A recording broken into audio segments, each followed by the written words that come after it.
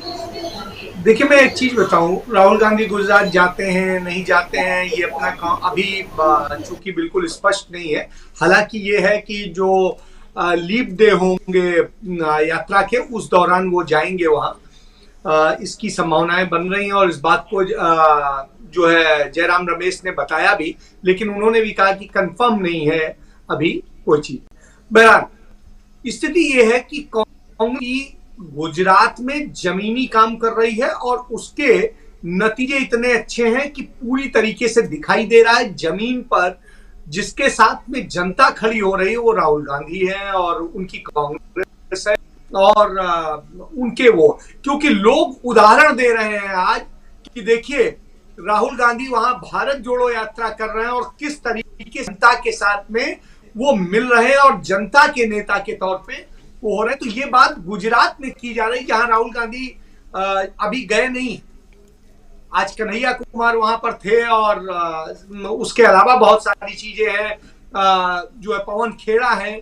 तो काफी वक्त से वहां पर टीम लगी हुई है और वो युवाओं की एक बड़ी टीम लगी हुई है और वहां पर किस तरह से बदल दिया जाए इसको लेकर के आप एक चीज समझिए। कहते हैं कि किसी को समझना है तो नजदीक के लोगों से जाकर के उसकी सच्चाई समझी जा सकती है। 2017 का इलेक्शन आप देख लीजिए, अमित का गांव हो या नरेंद्र मोदी का गांव, इन दोनों विधानसभा क्षेत्र में कांग्रेस पार्टी ने पटकनी दी थी भारतीय जनता पार्टी को, नरेंद्र मोदी और अमित शाह को।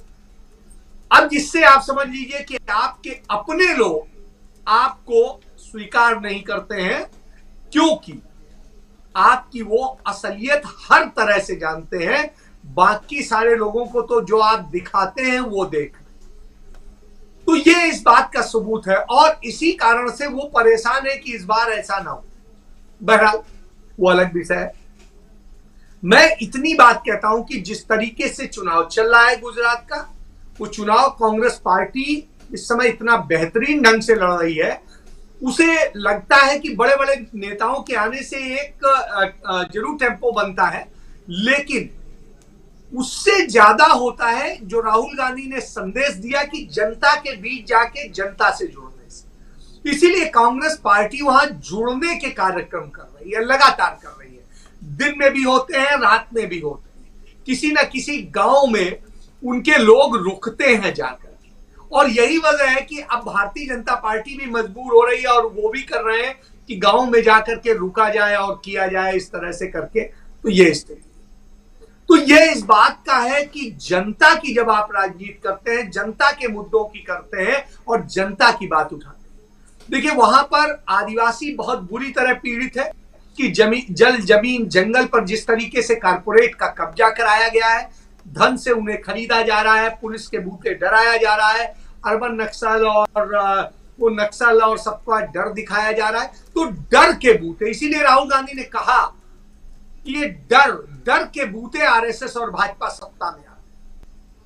तो वही स्थिति है कि आपको डरा कर सत्ता में, आपने इसका उदाहरण देखा, उन्होंने डर दिखाया। और जो पश्चिम बंगाल के चुनाव के दौरान तक ममता, देखिए मैं ये कह रहा था कि जिस तरीके से है ममता बनर्जी और सब एक्सपोज हो रहे हैं, लगातार एक्सपोज हो रहे हैं, आम आदमी पार्टी एक्सपोज हो रही है लगातार, और जो ओवैसी की पार्टी है वो भी एक्सपोज हो चुकी है। उसने जैसे अहमदाबाद में मीटिंग करी भाजपा नेताओं के साथ और फिर उसके ढंग से किया, जिस तरीके से उन्हें चार्टर्ड प्लेन और सब उपलब्ध कराए जाते हैं, जिस तरीके से बसपा एक्सपोज हुई है कि वो किस तरीके से वोट ट्रांसफर कराने के और सारी चीजें सामने आ गई हैं।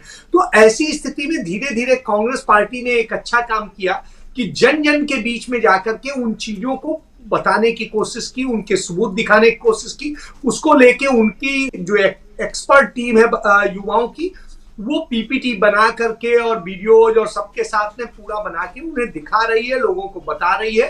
तो वो एक बहुत अच्छा संदेश है और उससे काफी चीजें क्लियर हुई हैं, काफी हो जाएंगी ये उम्मीद करते हैं। कांग्रेस पार्टी वहां पर चुनाव के समय में नहीं गई है, वो वहां पर मौजूद है पिछले 5 साल से, और पिछले 5 साल में जो जो स्थितियां वहां पर हुई, जो जो उनके साथ, चाहे क्या कहते हैं दौरान मरने वालों के साथ में हुआ हो, चाहे दूसरी चीजें, उन सारे मुद्दों को कांग्रेस पार्टी ने ही वहां उठाया है। और आदिवासियों के साथ जब हो रहा था, उनकी जमीन पे कब्जा किया जा रहा था और चीजें की जा रही थी, जंगल पे कब्जा किया जा रहा था, तो उस स्थिति में कांग्रेस पार्टी ही उस आंदोलन को लीड कर रही थी। तो ये चीज है। दलितों के ऊपर जब अत्याचार हो रहे थे और सारी चीजें हो रही थी, तो उनके साथ कांग्रेस ही खुलकर खड़ी। और यहां तक कि कांग्रेस ने इतनी हिम्मत दिखाई है कि अपने घोषणा पत्र में शामिल किया है कि बिल्किस बानो के मामले में वो इंसाफ के लिए यदि उनकी सरकार बनी तो वो वापस लेंगे और उस पर अग्रिम जो कानूनी प्रक्रिया के तहत उनकी सजा जो माफ की गई उसे खत्म करवाएंगे। तो ये एक बड़ी चीज है, ये हिम्मत और किसी ने नहीं दिखाई। दूसरी तरफ भारतीय जनता पार्टी उन दंगाइयों के परिवारों को वोट टिकट दे रही है, उन लोगों को समर्थन दे रही जो बलात्कारियों के साथ खड़े थे। आम आदमी पार्टी के मुंह से इन सारे मुद्दों पर एक भी आवाज नहीं निकल रही। वो सिर्फ अपना वो दिखाना चाहते हैं, जो फ्री वाला मॉडल। आज भी उन्होंने कहा कि मैं मोदी से ज्यादा फ्री दे सकता हूं, मैं ही बस फ्री दे सकता हूं। तो फ्री के नाम पर वोट खरीदने की एक होती।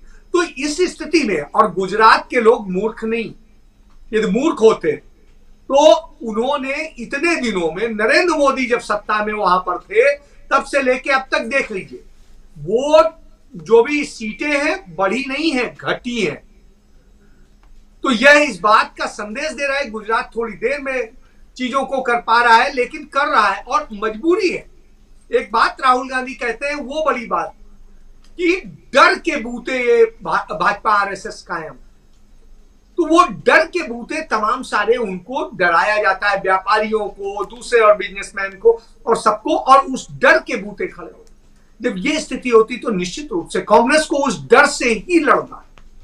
और मैं कहूंगा कि आप सोचिए, देश का इतना तानाशाह प्रधानमंत्री हो, इतना तानाशाह मुख्यमंत्री रहा हो, उसके बावजूद वहां यदि कांग्रेस लड़ते हुए इतने सालों से खड़ी है, तो इसका मतलब है कांग्रेस के वो योद्धा हैं।